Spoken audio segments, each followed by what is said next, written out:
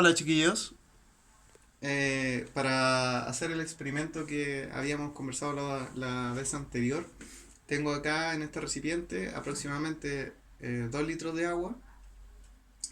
Eh, Asumo que está aproximadamente a temperatura ambiente y ahora entonces voy a someterlo a una fuente constante de energía o de calor, y para eso voy a prender la cocina. Entonces voy a prender la cocina. La idea es que el quemador está suministrando un flujo constante de energía. Vamos a suponer que ese flujo se mantiene en el tiempo. ¿Ya? Y la idea entonces es que ese flujo de calor va a ir aumentando paulatinamente la temperatura del líquido. Eh, Calculo yo que en unos 10 minutos pasaría de la temperatura ambiente, podríamos suponer unos 20, 23 grados aproximadamente, hasta el punto de ebullición. Recuerden que tenían entonces que en el tiempo cero marcar la temperatura ambiente. Cuando ocurra el primer vapor, que es cuando se empiezan a juntar eh, las primeras eh, cuando empiezan a aparecer las primeras burbujas, es aproximadamente 70 grados Celsius. Y después, cuando ya ebulle completamente, es decir, burbujas muy grandes, consideramos que está aproximadamente a 100 grados Celsius.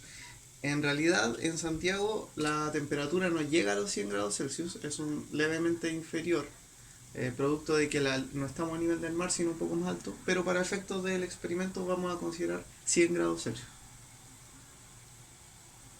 Ya. Dejamos pasar un breve lapso de tiempo y como pueden ver ahí ya ocurrió el primer hervor, es decir, pese a que todavía no está hirviendo, es decir, no ha llegado a 100 grados Celsius, la temperatura del agua ya superó los 70 grados Celsius aproximadamente.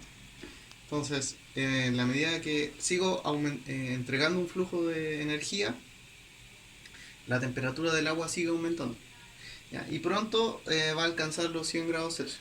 Ahora, ¿qué es esto del calor específico que habíamos introducido en el laboratorio? Por lo menos la idea del concepto. Es la cantidad de energía que tengo que entregarle a una cierta masa, en este caso de agua, de cualquier material, pero de agua en particular, para subir un grado.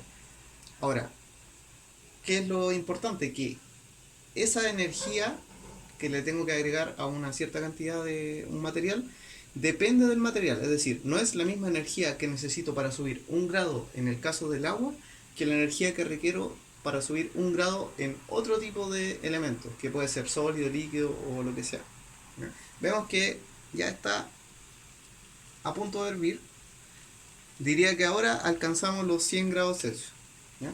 En mi caso, voy a aprovechar el agua, espero que ustedes hayan hecho lo mismo, no para hacer fideos como había sugerido, sino para cocer estas papas. Y lo esencial, que son para mi señora todo esto, y lo esencial es que un elemento central en la cocina es que al estar hirviendo el agua, mientras el agua siga hirviendo, la temperatura va a permanecer constante. Es decir, una vez que alcanzó los 100 grados Celsius, como el agua todavía está hirviendo, no va a subir esa temperatura. Y eso se debe a que para que el agua pase de el estado líquido en que está ahora al estado gaseoso, ustedes pueden ver arriba que parte del agua está pasando del estado líquido al vapor, es decir, al estado gaseoso. Para que eso ocurra, tengo que suministrar energía adicional. Es decir, la energía que está entrando se está gastando, entre comillas, en pasar del estado líquido al estado gaseoso. Y mientras toda el agua no pase del estado líquido al estado gaseoso, la temperatura no va a cambiar, va a seguir en 100 grados Celsius.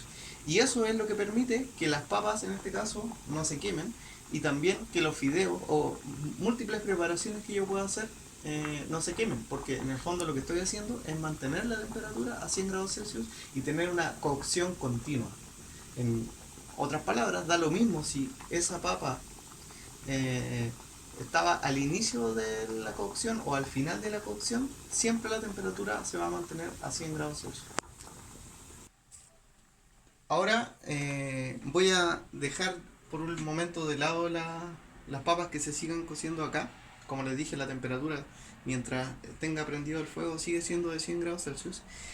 Y voy a colocar en mi sartén aceite.